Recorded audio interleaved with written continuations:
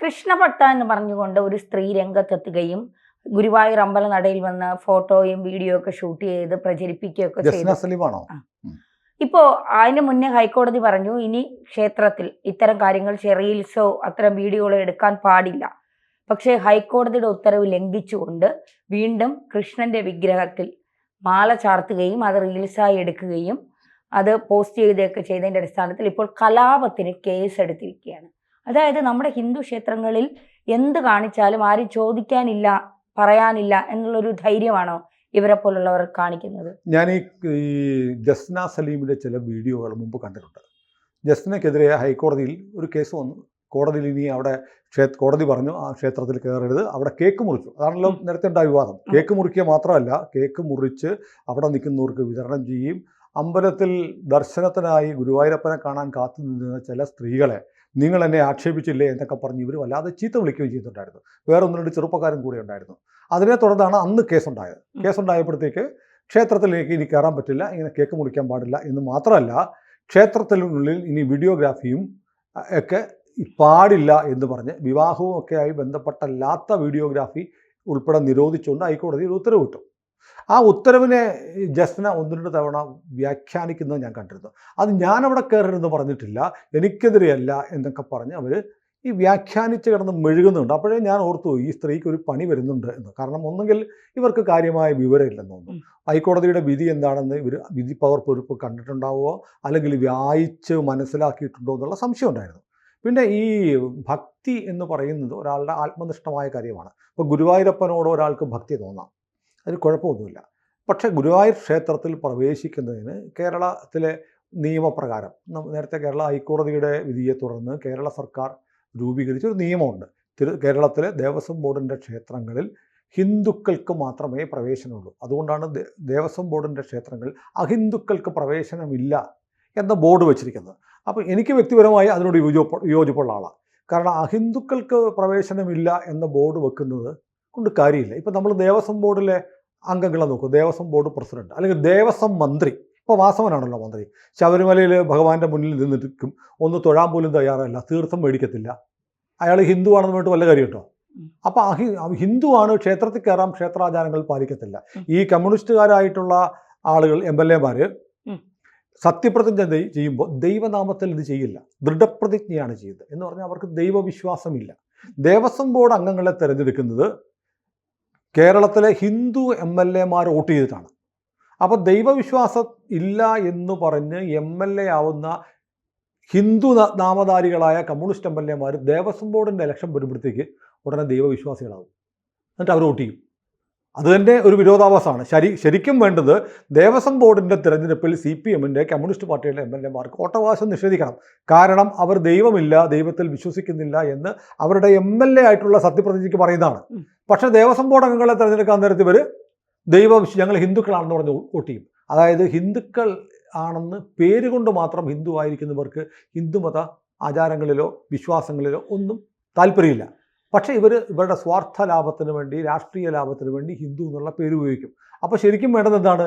ഹിന്ദു വിശ്വാസികൾക്കായിരിക്കണം ദേവസ്വം ബോർഡിലേക്ക് വോട്ട് ചെയ്യാനുള്ള അവകാശം കൊടുക്കേണ്ടത്. ഹിന്ദു വിശ്വാസി അല്ല എങ്കിൽ വോട്ടവകാശം ഉണ്ടാകാൻ പാടില്ല എന്ന് പറയുന്നത് പോലെയാണ് ഹിന്ദുക്കൾക്ക് പ്രവേശനമുണ്ട്, അഹിന്ദുക്കൾ കയറരുത് എന്ന് പറഞ്ഞ് ഒരു വിശ്വാസവും ഇല്ലാത്ത ആളുകൾ അമ്പലത്തിൽ കയറുന്നുണ്ട്. അത് മാറ്റിയിട്ട് ഹിന്ദു മതത്തിലും അല്ലെങ്കിൽ ക്ഷേത്രാരാധനയിൽ വിശ്വാസമുള്ള ആർക്കും അമ്പലത്തിൽ പ്രവേശനം കൊടുക്കാം എന്ന് താല്പര്യപ്പെടുന്ന ആളെ വേണ്ടി വന്നാൽ അതൊന്ന് മാറ്റിയിട്ട് ഒരു സത്യവാങ്മൂലം എഴുതി പഠിക്കുക, എനിക്ക് ക്ഷേത്ര ആരാധനയിൽ വിശ്വാസമുണ്ട് എന്ന് ഒരു സ്റ്റേറ്റ്മെൻറ്റ് എഴുതി ഒപ്പിട്ട് കൊടുത്താൽ ആരെയും അമ്പലത്തിൽ കയറ്റണം, എന്നിട്ട് അവരെ ആചാരങ്ങൾ പാലിക്കുകയും വേണം എന്ന തരത്തിലേക്ക് ഇത് നിയമം ഒന്ന് മാറ്റിയാൽ കൊള്ളാമെന്ന് വ്യക്തിപരമായി, ഇത് നമ്മുടെ ചാനലിൻ്റെ അഭിപ്രായമൊന്നുമല്ല, എൻ്റെ സ്വന്തം അഭിപ്രായമാണ്. അങ്ങനെ ഒരു അഭിപ്രായമുള്ള ആളാണ് ഞാൻ. കാരണം ഹിന്ദു മതത്തിലേക്ക് ആകൃഷ്ടനായി വരുന്ന, ഹിന്ദു മതത്തിൽ വിശ്വാസമുള്ള, ഹിന്ദു ദേവതാ സമ്പ്രദായങ്ങളെ ആരാധിക്കുന്ന, ഹിന്ദു ജീവിതചര്യ തുടരുന്ന ഒരാൾക്ക് പേര് ജോസഫ് എന്നോ സലിമെന്നോ ആയി പോയതുകൊണ്ട് അമ്പലത്തിൽ കയറാൻ പറ്റില്ല എന്ന് പറയുന്നത് ഗുണകരമല്ല, ഈ മതത്തിൻ്റെ വളർച്ചയ്ക്ക് സഹായകവുമല്ല. അതുകൊണ്ടാണ് നമ്മുടെ മതത്തിലേക്ക് പുതിയ ആളുകൾ പുറത്തുനിന്ന് അധികം വരാത്തത്. ആര്യ സമാജത്തിൽ പോയിട്ട് അല്ലെങ്കിൽ പാവക്കുളത്ത് പോയിട്ട് വേണമെങ്കിൽ മറ്റൊരാൾക്ക് ഹിന്ദു മതത്തിലേക്ക് വരാം, അതിനുള്ള സർട്ടിഫിക്കറ്റ് ഒക്കെ കൊടുക്കുന്നുണ്ട്. അതൊന്നും ഇല്ലാതെ തന്നെ ക്ഷേത്രത്തിൽ പ്രവേശിക്കാനുള്ള ഒരു അവകാശം വേണ്ടതാണ്. പക്ഷേ ജസ്ന സലീമിൻ്റെ കാര്യത്തിൽ അങ്ങനെയല്ല. ജസ്ന സലീം ഹിന്ദു മതവിശ്വാസിയാണോ എന്ന് ചോദിച്ചാൽ അല്ല. അവർക്ക് കൃഷ്ണനെ മാത്രമേ വിശ്വാസമുള്ളൂ. കൃഷ്ണനെ വിശ്വസിക്കുകയും ഹിന്ദു മതത്തിൽ വിശ്വസിക്കാതിരിക്കുകയും ചെയ്ത് എങ്ങനെയാണ്? തലമുടി പുറത്ത് കണ്ടാൽ അമ്പലത്തിൽ നിൽക്കുന്ന അവരുടെ വീഡിയോ കാണുമ്പോൾ തലയിൽ നിന്ന് തട്ടം ഈ സാരിയുടെ തലപ്പൊന്ന് വഴുതിപ്പോയാൽ ഉടനെ വലിച്ചിടുന്ന ഒരു ജസ്ന സലീമിനെ കാണാം. അപ്പോൾ അവർ കൃത്യമായി ഒരു സ്ത്രീയുടെ ഔറത്ത് മോശപ്പെടാതിരിക്കാൻ വേണ്ടി തലമുടി പോലും പുറത്ത് കാണരുത് എന്ന് കരുതുന്ന ഒരു വിശ്വാസധാരയുടെ ഇസ്ലാമിൻ്റെ ചര്യ തുടരുന്ന ഒരാളാണ്. ഇസ്ലാമിൻ്റെ ചര്യ എന്ന് പറഞ്ഞാൽ ദേവാലയങ്ങളെല്ലാം ഷിർക്കാണ്, ദേവാരാധന ഷിർക്കാണ്, അത് അംഗീകരിക്കാൻ പറ്റില്ല. ഈ വിഗ്രഹാരാധകരൊക്കെ കാഫറുകളാണ്, കാഫറുകളെ കൊല്ലേണ്ടതാണ്, വിഗ്രഹങ്ങളൊക്കെ ഉടയ്ക്കേണ്ടതാണ്. മുഹമ്മദ് നബി എത്രയോ ക്ഷേത്രങ്ങൾ തകർത്തിട്ടുണ്ട്. വിഗ്രഹ ഭഞ്ജകനാണ്, വിഗ്രഹാരാധന പാടില്ല, ദൈവത്തിൻ്റെ രൂപമില്ല, ദൈവം അരൂപിയാണ്, ഏകദൈവമാണ് എന്നൊക്കെ പറയുന്നതാണ് ഇസ്ലാം ചര്യ. ആ ഇസ്ലാം ചര്യയിൽ വിശ്വസിക്കുന്ന ജസ്നയ്ക്ക് എങ്ങനെ കൃഷ്ണഭക്തയാകാൻ കഴിയും? ഇതൊരു വലിയ ചോദ്യമാണ്. അപ്പോൾ കൃഷ്ണഭക്ത എന്നും പറഞ്ഞ് കുറച്ച് നമ്മൾ ഹിന്ദുക്കൾ വളരെ തരള ഹൃദയരാണ്. ഒരാൾ വന്നിട്ട് ഒരു ക്രിസ്ത്യാനിയോ ഒരു മുസ്ലിമോ നമ്മുടെ അമ്പലത്തിൻ്റെ അവിടെ വന്നിട്ട് വന്നോ കയറിക്കോ എന്നും പറഞ്ഞ് നമ്മൾ ചുവപ്പ് പരവതാനി വിരിച്ച് കയറ്റും. ഇവൻ ചിലപ്പോൾ രാവിലെ മൂക്കുമുട്ടം മട്ടൺ അടിച്ചിട്ടായിരിക്കും വന്ന് കയറുന്നത്.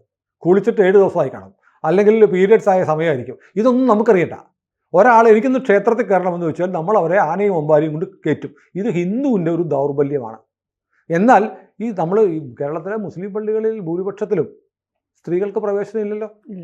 ഒരു ഹിന്ദുവിനെ ഈ ഹിന്ദു സ്ത്രീയെ ഏതെങ്കിലും പള്ളിയിലേക്ക് വിളിച്ചു കയറ്റോ? ഇല്ലല്ലോ.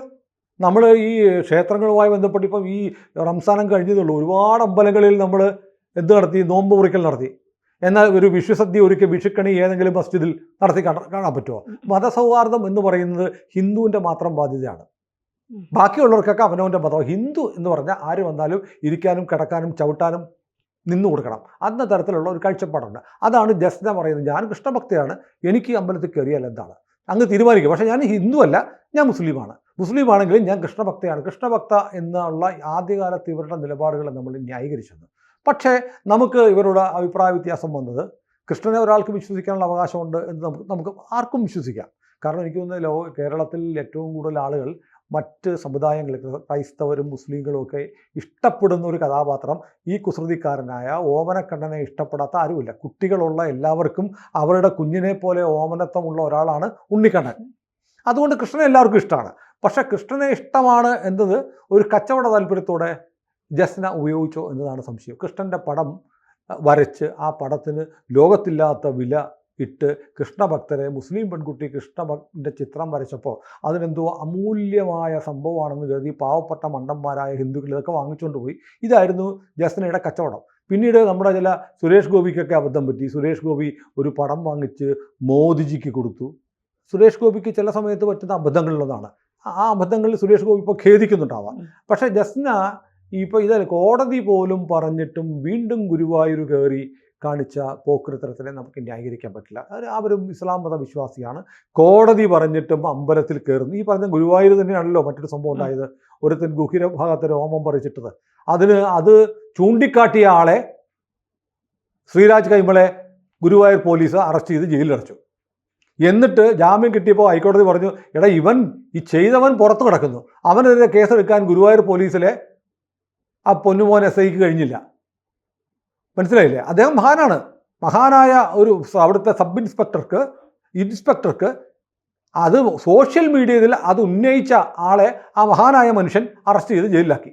എന്നാൽ അതിനെതിരെ കേസെടുക്കാൻ ഇത്തരം വൃത്തികേട് കാണിച്ചവനെതിരെ പ്രതികരിക്കാൻ പോലും ഗുരുവായൂരിലെ പോലീസിന് കഴിഞ്ഞില്ല. അവസാനം ഹൈക്കോടതി ഇടപെടേണ്ടി വന്നു. കാരണം അങ്ങനെ ഒരാൾ അയാൾക്ക് മനോരോഗമാണെന്ന് പോലീസ് ആദ്യമേ പറഞ്ഞത്. മനോരോഗിക്ക് ഹോട്ടൽ നടത്താമോ? മനോരോഗിക്ക് വണ്ടി ഓടിക്കാനുള്ള ലൈസൻസ് ഉണ്ടാവാമോ?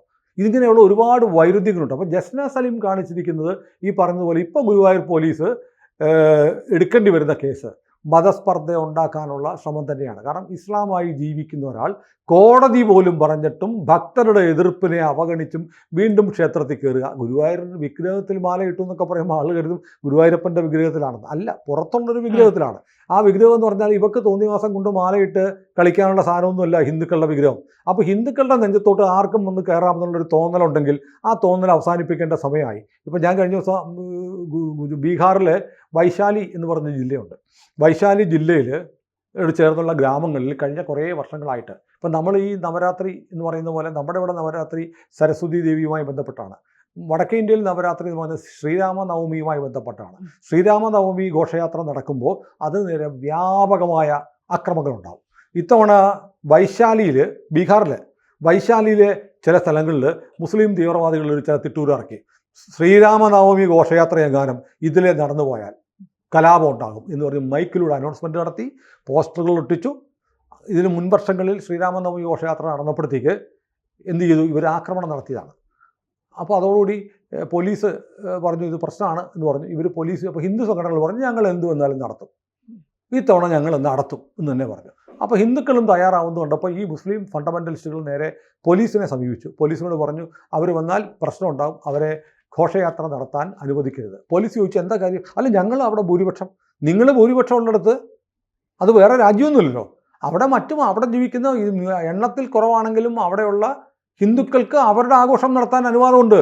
നിങ്ങൾ ഭൂരിപക്ഷം ഉള്ള സ്ഥലത്തെല്ലാം നിങ്ങൾ മാത്രമേ പാടുള്ളൂ എന്ന് പറഞ്ഞ് അംഗീകരിക്കാൻ പറ്റില്ല, എങ്കിൽ ഞങ്ങൾ തടയും എന്ന് പറഞ്ഞിട്ട് ഇവരിറങ്ങിപ്പോയി. പോലീസ് പറഞ്ഞ് നിങ്ങൾ അനുഭവിച്ചു എന്ന് പറഞ്ഞു.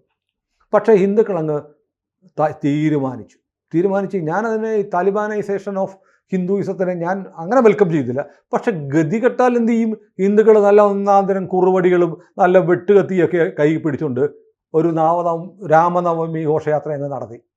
ഒരൊറ്റ സുഡാപ്പി ഒരു കല്ലെറിയാൻ പോലും വന്നില്ല. ഈ ഘോഷയാത്ര വരും എന്ന് പറഞ്ഞപ്പോഴത്തേക്ക് സകല സുഡാപ്പികളും സുടുക്കളും എന്ത് ചെയ്ത് വീട് പൂട്ടി സ്ഥലം വിട്ടു കളഞ്ഞു.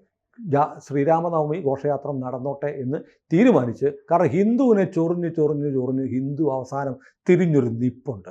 ആ നിപ്പ് നമ്മൾ ഗുജറാത്തിൽ കണ്ടതാണ്. നിങ്ങൾ ഗോത്ര നിങ്ങൾ മറക്കാൻ ശ്രമിച്ചാലും ഗുജറാത്ത് നിങ്ങൾ ഓർമ്മിപ്പിക്കും. പക്ഷേ ഗുജറാത്ത് ഓർക്കണം, ഗുജറാത്ത് ഗോദ്രയിൽ ചൊറിഞ്ഞതിൻ്റെ ഫലമാണ്. അത് വലിയ പാഠമാണ്. ജസ്ന സലീമും ഓർക്കണം, ഹിന്ദുക്കളെ എന്നും ചൊറിഞ്ഞുകൊണ്ടിരുന്നാൽ ജസ്ന ബുദ്ധിമുട്ടും.